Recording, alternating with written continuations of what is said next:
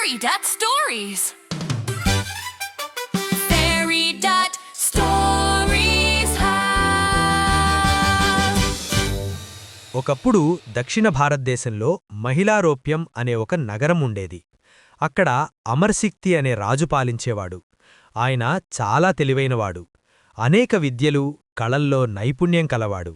ఆ రాజుకు 3 కుమారులుండేవారు. వారి పేర్లు బహుశక్తి, ఉగ్రశక్తి, అనంతశక్తి. కాని వారికి చదువంటే ఏమాత్రమిష్టం లేదు. ఆటలు, పాటలు, సరదాలు మాత్రమే ఇష్టం. చదువుపై దృష్టి పెట్టేవారు కాదు. అయినా వారు మూర్ఖులు కాదు, తెలివున్నవాళ్లే. కాని చదవాలనే ఆసక్తి లేకపోవడం రాజుగారికి చాలా బాధ కలిగించింది. రాజుగారు తన మంత్రులను పిలిచి ఇలా అన్నారు. నా కుమారులు చదువుకోపోతే రేపు మంచి రాజులుగా ఎలా మారతారు? వాళ్లను చూస్తే నాకు నా రాజ్యాన్ని కూడా ఆనందంగా అనిపించడం లేదు. చదువు లేకపోతే మనిషి జీవితం చీకటిగా మారుతుంది. అప్పుడు ఒక మంత్రి ఇలా అన్నాడు.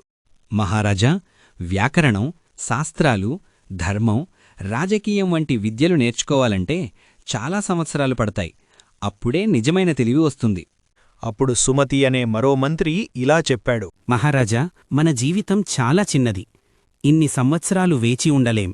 యువరాజులకు తక్కువ కాలంలో బుద్ధి వచ్చేలా చేసే మార్గం చూడాలి. అన్ని శాస్త్రాల్లో నిపుణుడైన విష్ణుశర్మ అనే బ్రాహ్మణుడు నాకు తెలుసు. ఆయన మంచి గురువు. యువరాజులను ఆయనకు అప్పగిస్తే తప్పకుండా వారిని మంచివారిగా తయారుచేస్తారు. ఈ మాటలు విన్న రాజు విష్ణుశర్మను పిలిపించి ఇలా అన్నాడు.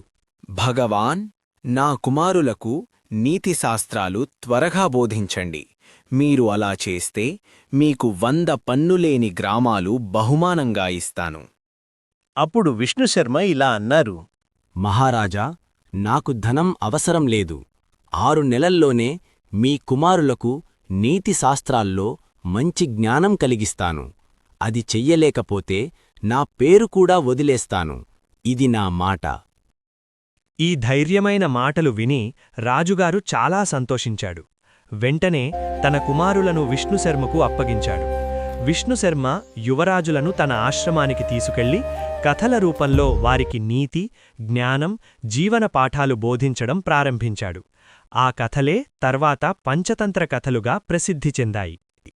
ఇలాంటి పంచతంత్ర కథల సిరీసును చూడాలంటే ఈ వీడియోకి లైక్ చేయండి. మీ స్నేహితులతో షేర్ చేయండి.